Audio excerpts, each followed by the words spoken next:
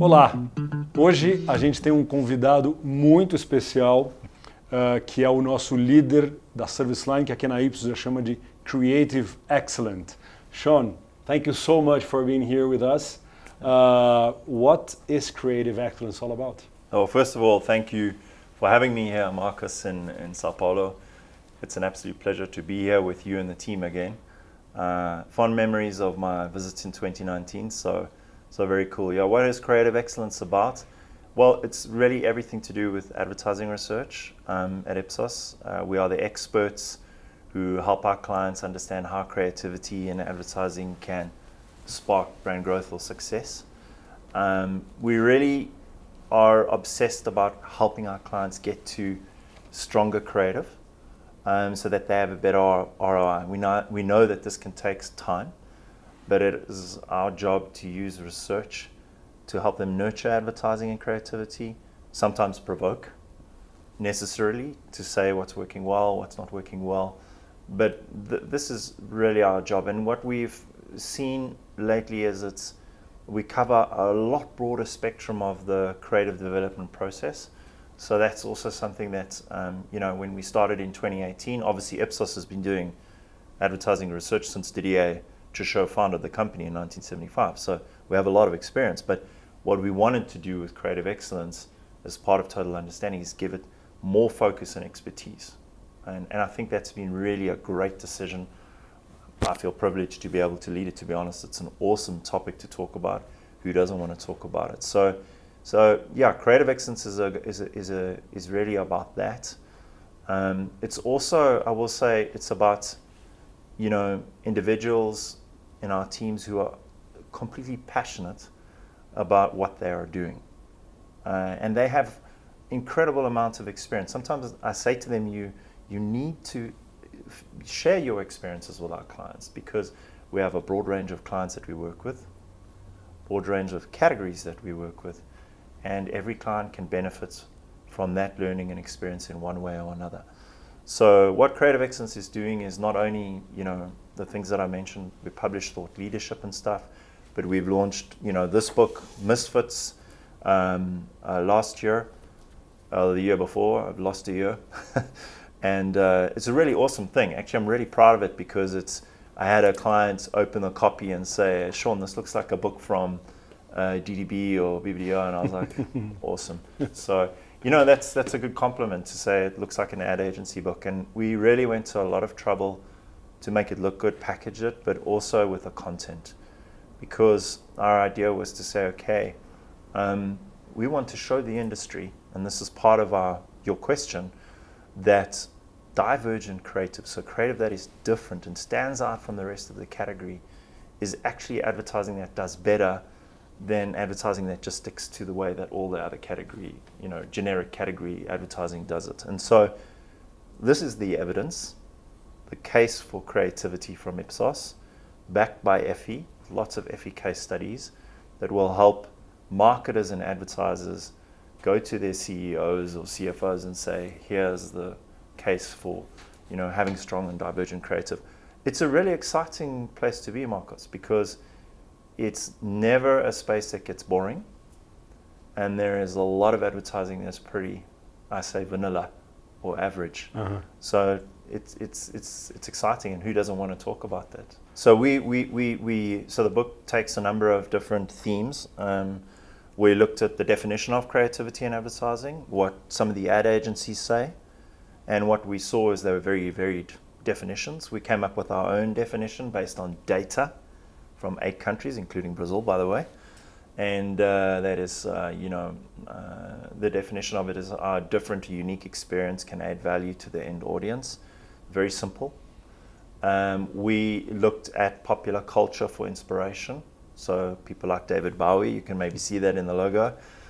People like the founder of Nintendo, the Star Wars trilogy, to see how were they misfits in their own right and how they created value for their end audience. And then we looked at our own data, all of our Creative Spark data. So recent data, very important to use recent, clean data. Thousands of ads, and we applied a different analysis to it. Instead of going looking at the KPIs first, we went with a bottom-up approach. So we wanted to see how things clustered together. And we got 3 clusters: creative experiences, ideas, and empathy and fitting in.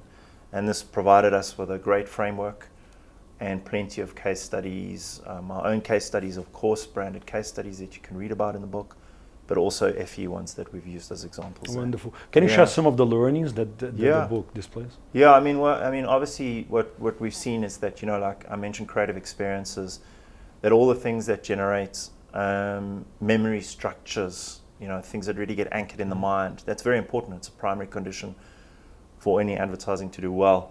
So the uniqueness, the originality, the surprise, the humor, the blend with popular culture, that is important, and then a big driver for creativity. But what we found is if you take that and you combine it with empathy and fitting in, then you really start to put the extra into ordinary, so you get the extraordinary.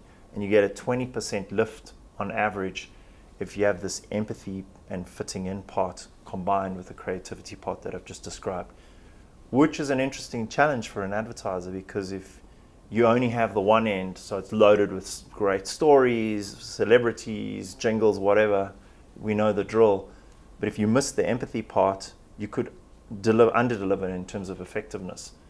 And so what we're saying to our clients now is that part is the heart of it. You can't ignore the other parts, but if you need to make sure you've got the heart right in the first place. And so that's one of the key findings. And I will say we've recently released just 2 months ago, a new analysis based off of this on social media.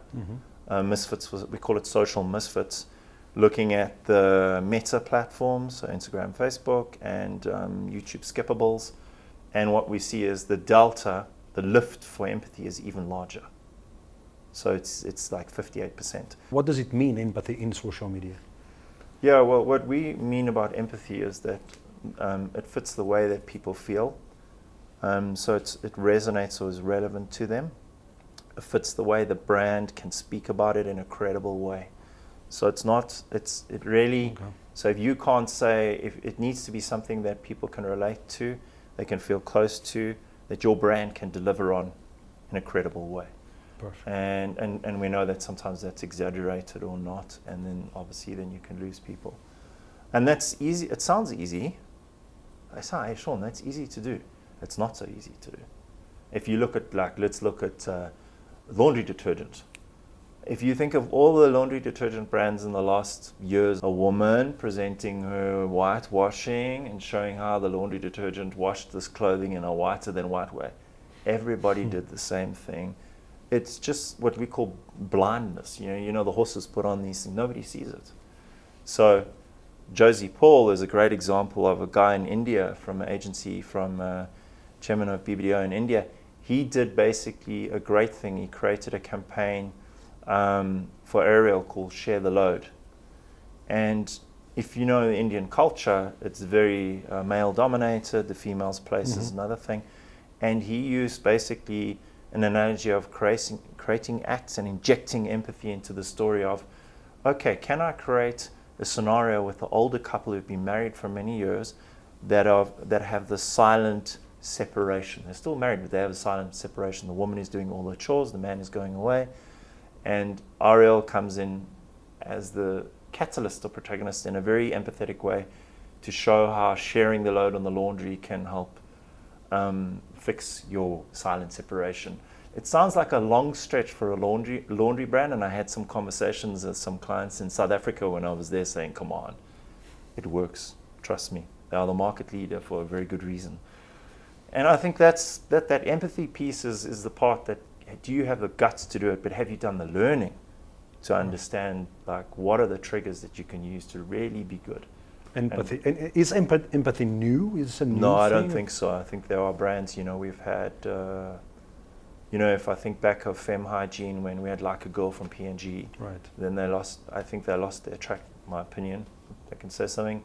Then there came Essity with their not showing the blue liquid on the Femme Hygiene products anymore. They talk about blood and everything.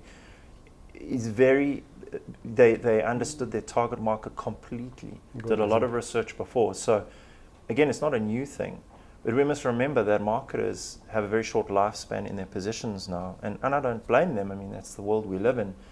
But for us as researchers, we can help our clients. And at Ipsos, we have a wonderful set of groups of services, tools, but also understanding of what can drive empathy. So you have a wonderful team in IUU that can partner with Creative Excellence, so who do qualitative work, that can work with the client to unlock potentially that empathy piece. So what does it mean for people in a certain category? And that's the part that can give you the edge. So I think that's where more work needs to be done, because if you've got the foundation of your house right, you can build the walls and the roof and the rest of the stuff in the house.